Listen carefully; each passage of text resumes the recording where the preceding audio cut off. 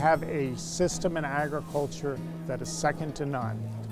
And I think every consumer in America should be grateful for that, and especially the people at the end of the day who produce that food, our farmers. Farmers and ranchers understand that Mother Nature alters the best laid plans. Do you? We've made great strides in our agriculture yield-wise. We're able to, with the proper weather conditions, we're able to really produce. We've got varieties that are outstanding, and we've developed our irrigation systems. We've got good soil. We understand the fertility that is needed. But when Mother Nature works against you, none of that matters. And that's what we faced the last 2 years. And the consumer, the average consumer has no clue what risk we take as farmers. From Texas to Minnesota, the fall of 2018 and the following winter and spring was one of the wettest periods ever encountered. This year where it's just been rain after rain after rain, we almost get dry and then we get another half inch or inch, and here we go again. Prior to Thanksgiving, we hadn't been able to harvest any more cotton at all. The ground is so saturated it won't support any kind of machinery at all as far as our cotton pickers, or where we were able to pick, we hadn't been able to do absolutely any field work. It just won't hold the machines up. Every time it just about gets dry enough where we can maybe do a little something, here comes a little more rain, and that's all it takes to stop us, because the ground is so saturated from all this rain over this period of time, and it's just kind of hard to get anything done, and we're not getting anything done. It's kind of a scary situation. I don't know, I've never been in it. My dad, he's been doing this for 60 years. He's never seen it this wet. While the excessive rains would be beneficial to ranchers later, it did create its own challenges.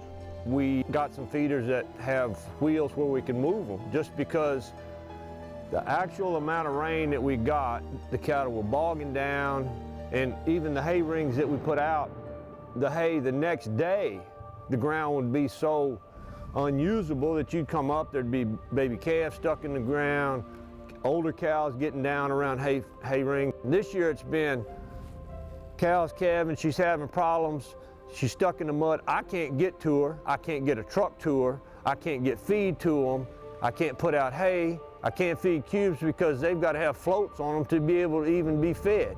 So it's been very stressful. And when you as a rancher go out there and see your animals are stressed, it puts a lot of stress on you, because they're your livelihood. But at the same time, you want to take care of the animals, because if you don't take care of the animals, they're not going to take care of you. We can raise what consumers want, but we have a responsibility to protect our cattle. If people want food without any antibiotics, that's certain, that never have been given antibiotics, that's certainly their privilege.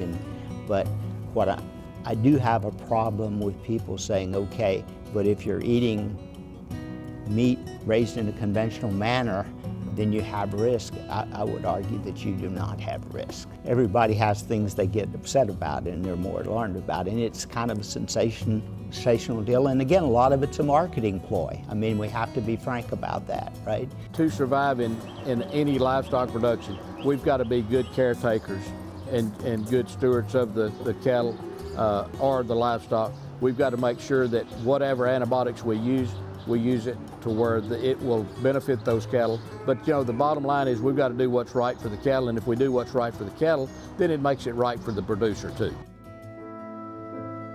A claim of value driven by a claim of absence on a product that never had it in the first place can be deceiving. Because people are advertising things that may not even be in that product to begin with. For example, I looked at ground beef patty the other day and I saw that it said gluten-free. And in reality, there is no gluten in any beef products whatsoever. I want to market against just the normal product, then I'm going to have to kind of lower the trust that you might have in that normal product. By putting labels on may not mean anything, like gluten-free, which there's no gluten in beef, or GMO free, which there's no GMOs, and beef is not a GMO product. And a lot of times the cheaper food is just as good as the higher priced food that was marketed and just put a higher price on it and calling it something that maybe wasn't ever in there to begin with. It's not good food versus bad food, it's just a choice.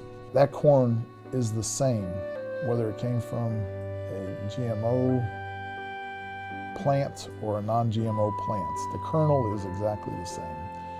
And so when you put GMO on there, you're actually saying, well, you can't trust that one, you can trust this one. You're trying to, again, market it differently. The anti-GMO industry began in Europe, actually, in order to beat back the export of our food into Europe. There have been thousands of experiments proving beyond a shadow of a doubt there is zero harm. So it has no basis in fact, but it began in Europe, and then it was picked up by people who are anti-agriculture for reasons I don't understand exactly, though I'm sure it has to do with money. We're not opposed to choice, but forcing somebody else to have to go down a more expensive food route is not, that's why this country is so great.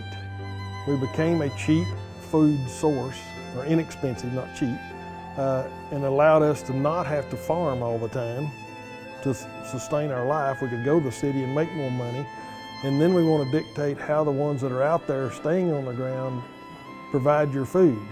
That's always been the case, but now we've got 97% of the population sitting around that don't know how to produce food, trying to tell the 3% that do know how to produce it what's best. That's not a good system. We don't mind you eating something else, but don't call it beef. We've always had alternatives to beef, and there's plant-based alternatives are going to be out there. They always have been. At the national level, they've decided to protect the term beef because people are looking to buy beef. So the meat, Beyond Beef burger probably wouldn't work. Beyond Meat, maybe. But we are trying to protect the terminology that represents our product directly. And I think that is a lesson we learned from the dairy industry, that we've got to be proactive. It didn't look like a big deal when the first carton of almond milk showed up, or soy milk, but now it's quite the business, and it's not the same product. And they're trying to create or replicate a really good quality eating experience by mixing chemical compounds together, which is it's interesting because the other move on the anti-meat campaign is to get away from processed meats. Well, these plant-based burgers are nothing but processed ingredients piled together and stuck together with chemicals. Exports are critical to the health of America's farmers and its rural communities. Around 20% of gross cash income comes from overseas sales. With retaliatory tariffs, American agriculture is being used as a bargaining chip from all sides. Among the sectors of the U.S. economy, the only sector since 1960 that has run a positive surplus, meaning that we export more than we import. The only sector in the United States that has been consistently a net exporter is agriculture. The U.S. has the lowest system of tariffs of any country, import tariffs, of any country in the world. What does that mean? We have the most open borders of any country in the world, and that's a fact, and it's been that way for a long time. So there's a reason why we have imported more from China than we have exported. They have more barriers. Since we don't have a free trade agreement, when we ship beef to China, normally we pay a 12% sales tax, call it. And now with the retaliatory tariff, that's an additional 25%, and they're just added together. So 37% sales tax is what I have to pay now as an importer in China. We've had a number of presidents that have been justified for doing something. This one just did it. He decided to do it. We've had countries taking advantage of the United States and our generosity for a long time. And while it's causing pain right now, we hope that it's all going to be worth it at the end. That's the hope. It's easy to play high-stakes poker when you're playing with somebody else's livelihood. When I drive into work at the Capitol, to earn the salary that I'm paid for by the taxpayer. I don't really have to put anything at risk to do that. For a farmer, even just a mid-sized family farming operation, they may end up putting $1 million at risk to make a crop that nets them less than $100,000 at the end of the year. Between the risks that they face and the fact that it's an unfair playing field, the Farm Bill does try to come in and help level that playing field to some degree. I'm still trying to learn about climate change, but I am pretty sure that my air out in the country is cleaner than yours in the big city. As we speak, we are changing the entire narrative around greenhouse gases, how much methane comes from beef and so on. And that's where the notion comes from that we either stop eating beef or the world comes to an end. The world will not come to an end. But what these people don't say is that this methane does not stay in the air for 1,000 years, like CO2, but for 10 years. Because what that means is that the same amount of methane that's produced every year is being destroyed. Because there are chemical processes in the atmosphere that destroy methane. That's not the case for CO2. That story is not being told. And I tell you, it will be told. It's very important. And so the storyline in and around methane and in and around greenhouse gases will change fast. And those people who lean themselves out of the window a little bit too much right now, they're likely to regret it in the years to come, because they are saying a lot of hogwash out there. A cooperative from Iowa faces the same issues we do. The average person today in the state of Iowa is not involved in ag, and being in a state that is so dependent on ag, they have no idea of the technology that this industry utilizes today to do things right and to protect the soil and the gift that we were given. We live in some of the richest soils in the world, and our job is to leave them better than when we got them. And people don't realize how much farmers care about doing just that. From the ground up, it's our story to tell. It's a conundrum because we have, on the one hand, farmers and ranchers who are world-class, the best of the crop in the world, so we have a lot to be proud of. But on the other hand, these same producers are not very good communicating, okay? And that's a problem, because the storyline is now told by people who have a beef with beef. In today's world, it's too easy to believe that water comes from a bottle and eggs come from a carton at H-E-B. And we, as producers, have I think, more of a responsibility to provide that education. We much rather go home and close the gate and just tend our own business. But I think if we're going to develop support for what we do, we've got to be a little more vocal and proactive in helping people understand what we do and why we do it. So it's not just a question of misconceptions and people not really knowing where their food comes from, but there are many people very actively working to destroy the reputation and the legacy of this industry. Keep talking about agriculture. I think that's the key. So my neighbor runs P6 Farms, and every week they regularly have children and adults that have never seen a horse in person, or a cow in person, or corn in person. And that's continually shocking to me. Where are they learning about where their hamburger comes from, or where their chicken nuggets come from, or where their apples come from? They don't know. And so the information they seem to be getting seems to be information that is formed by an agenda. And that's sad, because agriculture is generally represented by very humble people and that are not good at telling their own story. We're recruiting the next in line. My boys, they want to get involved in it, and it's like, we really want to bring them in, but then a year like this, man, do I really want to put you into this situation? You want to bring them in, definitely, no hesitation at all, because we got labor shortages. It's they understand the technology on the tractors, they understand all that kind of information, or stuff that's available. So I want to bring them in for sure, but it's, do I want to bring them into the environment, the financial environment or situation that we're in right now? Got to have the new, younger generation involved. because I don't want to rely on China or Russia or whoever else. I'd rather rely on an American to help feed us and clothe us. It's just going to be a situation or a risk that they got to be willing to take, and they seem to be willing to do it, so let's go. Farmers are the same everywhere. They just have a different set of tools they deal with and a different resource they utilize. Other than that, a farmer's a farmer everywhere.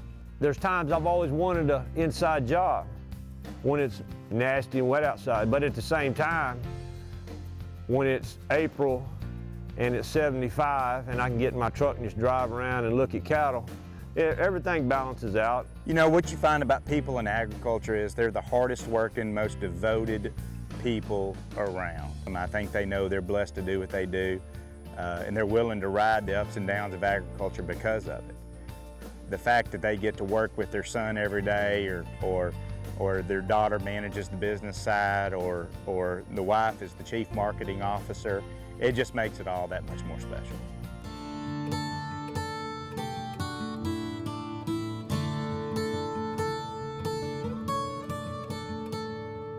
I would imagine it's sometimes hard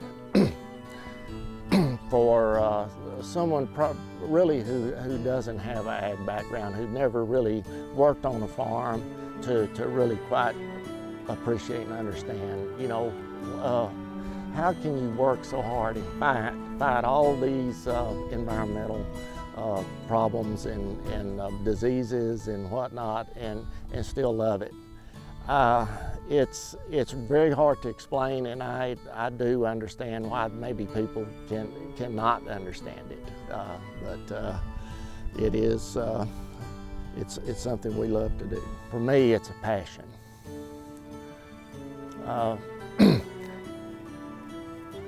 I'm on vacation every day, and I'm not kidding. Even with all these problems, I'm on vacation every day. I was thinking the other day, if I was AG for a day, and I don't mean Attorney General, but if I was assistant to God for a day, what would I do differently? What would I wish for?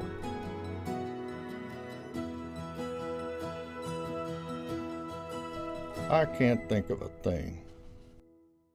God is great. God is good. Let us thank Him for our